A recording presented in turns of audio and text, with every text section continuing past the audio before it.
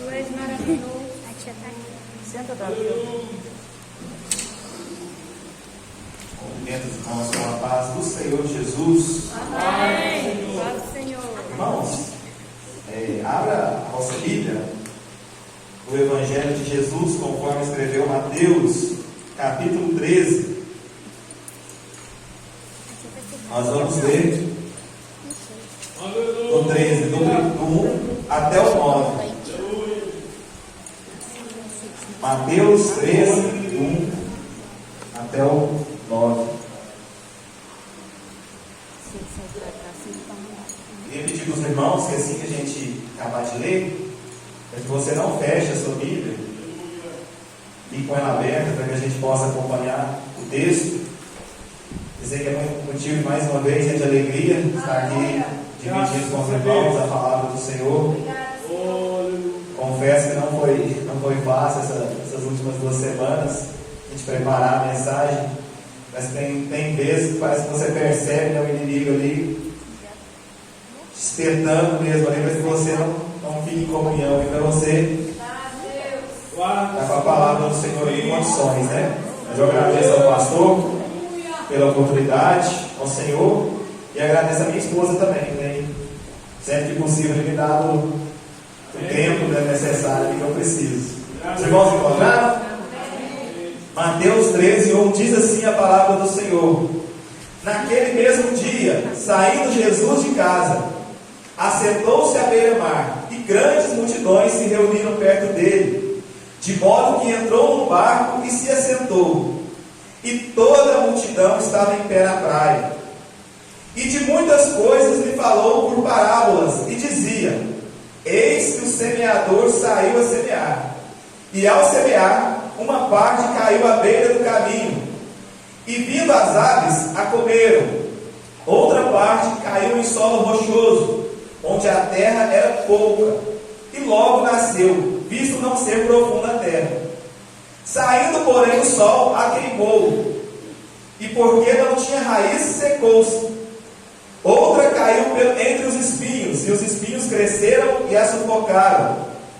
Outra, enfim, caiu em boa terra e deu fruto, a 100, a 60 e a 30 por 1. Aleluia. Quem tem ouvidos para ouvir, ouça. Irmãos, vamos todo mundo junto esse versículo 9. Vai, 1, 2 e...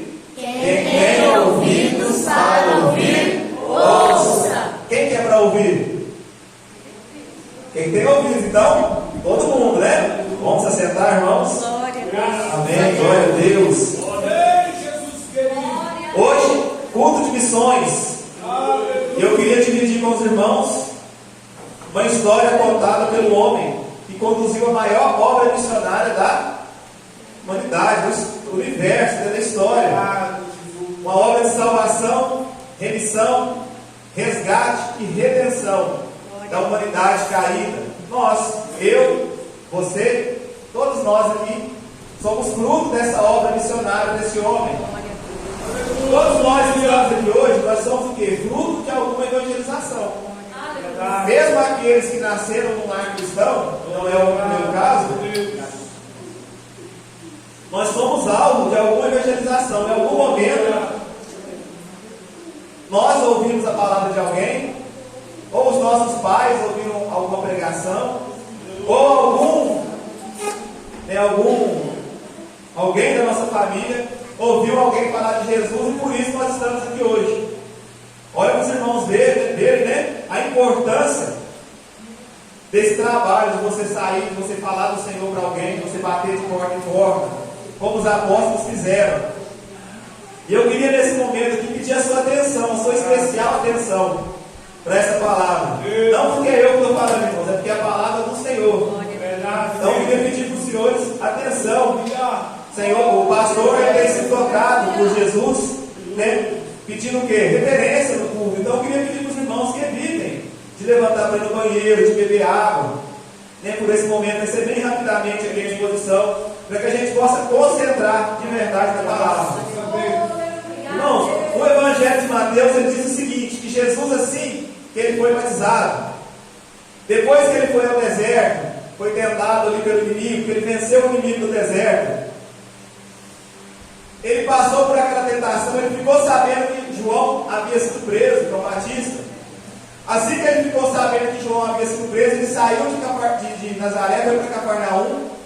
E a palavra de Deus diz ali no capítulo 4, versículo 17 de Mateus, que ele começou a pregar, dizendo: arrependei-vos, pois é chegado o reino de Deus, o reino dos céus, fala em Mateus, mas é a mesma coisa. Então Jesus, a primeira coisa que ele anunciou foi o reino de Deus. Ele veio para anunciar o reino de Deus. E o reino, irmãos, ele precisa de quê? De um rei. Jesus é esse rei. Mateus, o evangelho de Mateus, ele foi escrito interessado aos judeus. E Mateus, ele teve essa preocupação de mostrar que Jesus, ele era o rei. Qual rei? O rei que os profetas profetizaram. O rei que Deus prometeu para o povo.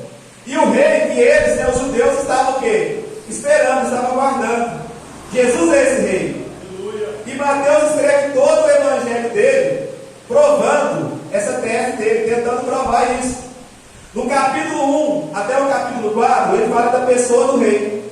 Quem era esse rei? Qual que é a linhagem desse rei? A gente vê ali a genealogia de Jesus. Da onde que esse rei veio? Como que ele nasceu? Por que esse rei nasceu? No capítulo 5 ao 7, ele fala dos princípios desse rei. O que esse rei prega? O que esse rei acredita? Quem é esse rei? No capítulo 8 ao 10, ele fala do poder desse rei. Se os irmãos olharem no capítulo 8 e 10, Jesus ele faz milagres. Ele efetua curas ali nesse capítulo. Ele ressuscita pessoas ali. No capítulo 11 ao 12, começa uma rebelião contra esse rei. Jesus ele começa a enfrentar a resistência do povo judeu, resistência dos fariseus, que começam a colocar ele à prova. No capítulo 13, que inicia esse capítulo que nós lemos aqui, ele vai falar sobre o quê? Os mistérios do reino. Os mistérios do reino. Jesus ele diz que as parábolas, ele fala em parábolas para ele revelar o quê? Os mistérios do reino. A palavra parábola significa colocar ao lado. Então, uma comparação. Jesus, quando ele fala por parábola, ele está fazendo uma comparação para explicar o quê? Algum ensinamento. Algum ensinamento que ele quer falar, ele faz por parábolas. E segundo ele mesmo, o objetivo de falar por parábolas é isso: mostrar o quê? Os mistérios. Os mistérios do reino. Essa parábola específica que nós lemos, ela fala como que o reino é semeado, como que o reino se inicia. E Jesus ele faz uma comparação nessa parábola entre a pregação e o ato de semear, entre a semente e a palavra. E por que ele faz essa comparação? Porque a semente, assim como a palavra, ela cresce e ela se multiplica. Quando você olha uma semente, às vezes tão pequenininha, você não tem ideia de que aquela semente vai se formar. Assim é a palavra lançada. Quando você lança uma palavra, você não tem ideia de onde essa palavra vai chegar. O que vai acontecer com essa palavra? Se essa palavra vai multiplicar, quem que ela vai alcançar? Quais vai ser os frutos que essa pessoa vai alcançar com essa palavra? Segundo motivo é que a semente, ela está viva, ela cresce, assim como a palavra. A palavra também ela é viva, ela cresce. Lá em Hebreus 4:12 diz que a palavra é viva e eficaz. Ela é mais penetrante do que uma espada de 2 gumes. Ela penetra até a divisão da alma e do espírito, das juntas e da medula. E ela é apta para discernir os pensamentos e as intenções do coração. Irmãos, a palavra é viva, como uma semente. Uma semente também é viva. Então, Mateus ele usa essa comparação. Jesus ele usa essa comparação. E por que nós devemos conhecer essa parábola específica? Primeiro, Jesus ele não descreve o tempo de grandes colheitas. Quando a gente ouve essa palavra aqui, os irmãos vão ver que de 4 solos, só nunca a palavra germina. Então Jesus está dizendo para eles aqui que vai vir um tempo em que a palavra vai ser o quê? Rejeitada. Esse tempo chegou ou não? O que os irmãos acham? Chegou. Nós estamos vivendo esse tempo em que a palavra de Deus ela é o quê? Rejeitada. Nós estamos vivendo esse tempo. estar preparados para esse tempo. Por que nós devemos estar preparados? Nós somos alvos da palavra. Nós somos semeadores da palavra, mas nós também somos alvos da palavra. Segundo, essa parábola responde algumas perguntas nossas. Por que tantas vezes a gente prega, a gente fala, e a pessoa não recebe a palavra? Você não tem nenhum fruto. Às vezes você fala com um parente seu ali, está perto de você, você fala com o Senhor, né, mano? A gente escutou o testemunho da irmã aqui, quanto tempo ali, falando, e às vezes a palavra, ela não frutifica. Você olha e fala assim, Senhor, por quê? Por quê? O Senhor prometeu que a palavra não volta vazia. Meu Deus! Mas eu falo e não tem resultado nenhum. Essa parábola responde aqui a pergunta para nós. Segundo, por quê? Que muitas vezes nós ouvimos a palavra e nós não temos uma resposta a essa palavra. Quantas vezes que você ouve uma palavra e fala, não, isso não é para mim não. Está falando de falta de fé, que isso? Quem mais fé que eu? Quantas vezes que você ouve uma palavra de conserto, você olha e fala, não, eu não. Isso aí é o irmãozinho lá da igreja, que senta do meu lado, eu não preciso. Quantas vezes, irmãos, essa palavra responde para nós, essa parábola responde para nós. Os irmãos vão reparar aqui que a semente, ela é a mesma. O semeador, ele é o mesmo. O que muda? É o solo aonde essa semente cai.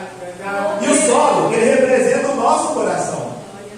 O momento de cada coração. Então eu vou apresentar para vocês aqui 4 tipos de corações. O coração impassível, o coração superficial, o coração estrangulado e o coração firme.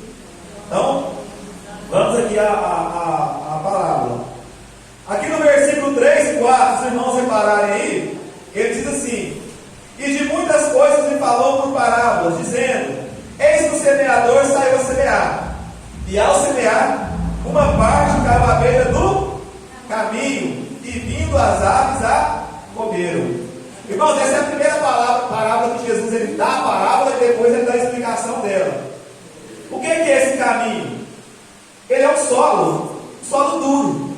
Havia a plantação, onde eles faziam ali aquele negócio de arava a terra, e entre as plantações existia um caminho, onde o cara que jogava a semente ele passava. E aquele caminho, ele era o quê? Um caminho duro, porque ele era pisado.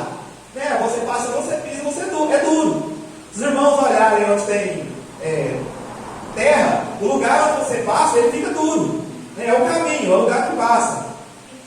E a semente que caía nesse caminho, ela não conseguia germinar. Por quê? Uma semente para germinar, ela precisava estar colocada na terra. Mas como o caminho é duro, a semente não entra no caminho. De novo, como o caminho é duro, a semente ela não entra. Isso está representando o que, irmãos? O nosso coração duro. Muitas vezes você recebe a semente de uma palavra ali, mas você está com o coração duro, igual esse chão, igual esse piso aqui, ó. A semente não entra, a palavra não entra no seu coração, porque você está com o coração duro. Isso que Jesus está dizendo. Então o que acontece quando você está com o coração duro? A semente não germina, ela fica aquela sementinha lá. A ave passa, vê uma sementinha, ela falou, é para mim. Dá um voo rasante, pega a semente e vai embora. Aqui no versículo 19, isso. Aqui no versículo 19, Jesus ele dá a explicação.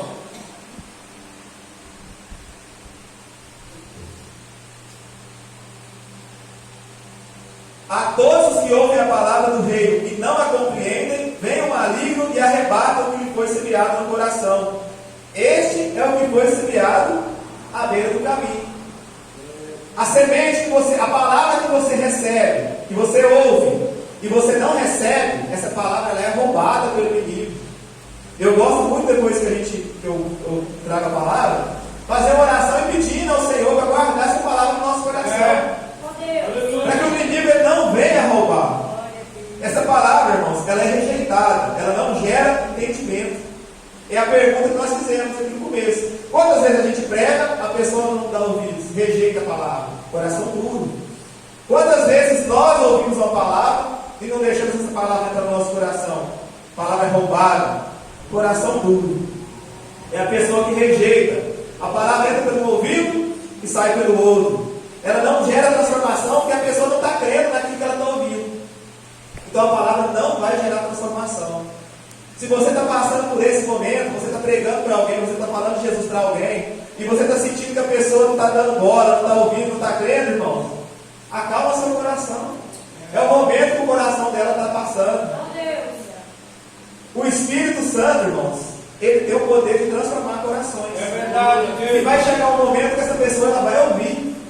Vai chegar um momento que essa pessoa ela vai ser transformada e essa palavra vai frutificar ali naquele coração.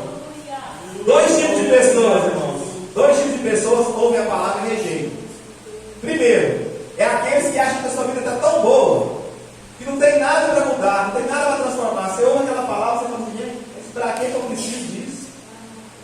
Eu não estou doente, eu não estou passando dificuldade nenhuma. Para que eu preciso de Deus? Para que eu preciso de ouvir essa palavra? Eu já estive nessa situação, irmão, já contei com os irmãos. Quando eu ouvi a palavra a primeira vez, né, eu ouvi uma pregação a primeira vez, meu sentimento era esse: eu não preciso de Deus, eu não preciso de nada, não tem nada de errado na minha vida. Esse é o primeiro tipo de pessoas que rejeitam a palavra. O segundo tipo é aqueles que sabem que estão errados, mas não querem o quê? Mudança. Irmãos, o pecado ele é como uma prisão. Ele é como uma prisão. Muitas vezes você quer sair, mas você não consegue sair. E outras vezes a pessoa está tão bem naquela prisão que é uma prisão confortável. O inimigo ele faz isso com a gente. Ele deixa você num estado tão confortável que você fala assim, não, está tudo bem, não preciso. É o crente dormindo, né, pastor? O crente que está dormindo e o inimigo lá balançando o berço dele assim, o crente está dormindo. E o inimigo balançando o berço. Irmãos, nós temos que tomar cuidado da dureza do nosso coração. Esse é o coração impassível, onde a palavra não consegue o quê? Passar. No versículo 5, os irmãos acompanhem por gentileza. Ele diz assim: outra parte caiu em solo rochoso, onde a terra era pouco, e logo nasceu, visto não ser profunda a terra.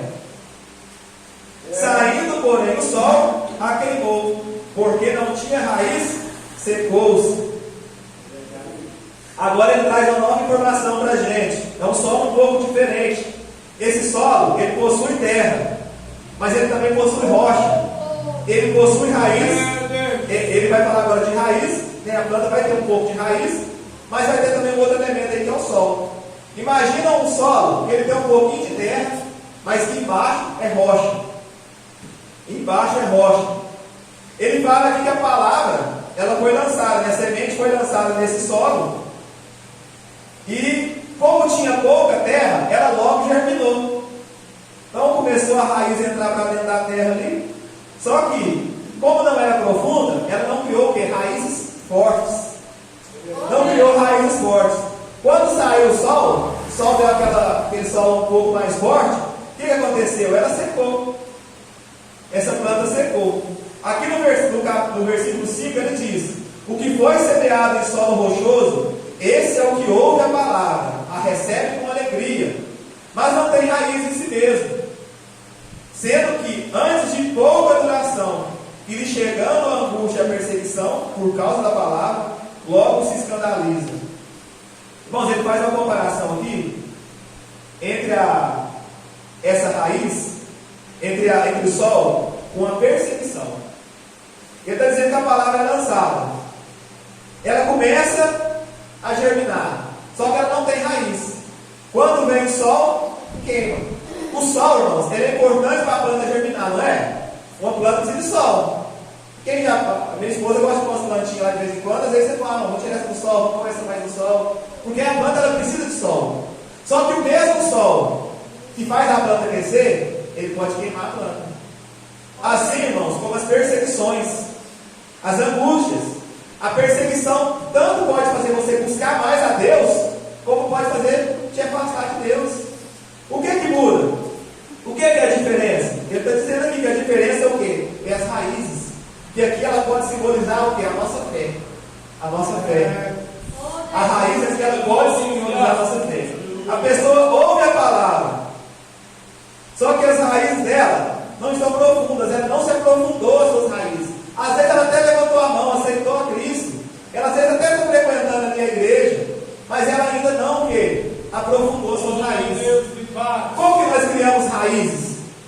Como que nós aprofundamos as nossas raízes? 3 coisas. Palavra. Palavra de Deus. Você tem que ler a Bíblia, irmão.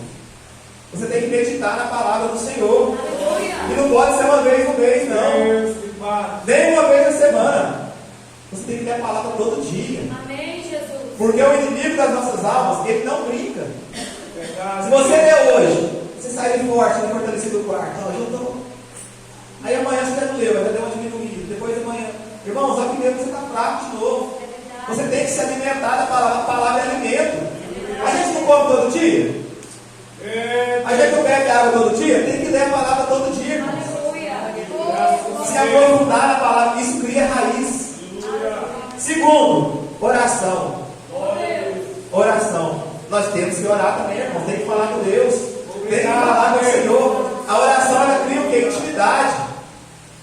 Se você ficar, irmão, se você é casado, você tem um cônjuge, você para de falar com esse cônjuge, você vai perder a intimidade com seu cônjuge. Vai chegar um momento que você vai querer falar uma coisa que você vai ficar até envergonhado. Nossa, eu queria falar isso de novo, mas eu estou meio sem graça de falar. Porque vocês não estão tendo intimidade, estão conversando. Com a oração é a mesma coisa. Se você não fala com Deus, você perde intimidade com Ele. Você perde intimidade, você não escuta mais igual Samuel. A palavra de Deus fala que Samuel, na época de Samuel, a palavra de Deus era rara, as profecias eram raras. Então Samuel não conhecia a palavra de Deus. Deus falou com ele, ele não estava sabendo que era a voz de Deus. Se você não ora, se você não fala com Deus, você não tem intimidade, você não vai ouvir a palavra de Deus. Quando Deus falar com você, você não vai ouvir a voz do Senhor. Nós temos que orar. E segundo, e terceiro, irmãos, isso aqui que a gente está fazendo aqui, ó. Comunhão. Aleluia. Palavra, oração e comunhão. Irmãos, é muito importante a gente ter comunhão. Hebreus fala: e não deixeis de congregar, como é o costume de muitos. Quando a gente está aqui, irmãos, na casa do Senhor, você ouve palavra, você fala com Deus, você ora, você ouve louvor, você ouve testemunhos, como a irmã Marisa deu aqui, e isso fortalece a fé da gente, a raiz. Tem uma. O povo está com a mania hoje em dia, né? Eu creio que depois da pandemia aumentou isso. Não, eu sou crente, mas eu sou crente na minha casa, eu escuto um louvor, eu vejo a pregação por televisão. Mas e o calor dos irmãos? E esse negócio do irmão está do seu lado ali, você vai lá, abraça o irmão, ô irmão, boa semana para você, ô irmão, que bom que você está aqui, ô irmão. Irmãos, isso é comunhão, isso a gente exercita a nossa comunhão, estando aqui na casa do Senhor. A gente precisa disso, irmãos.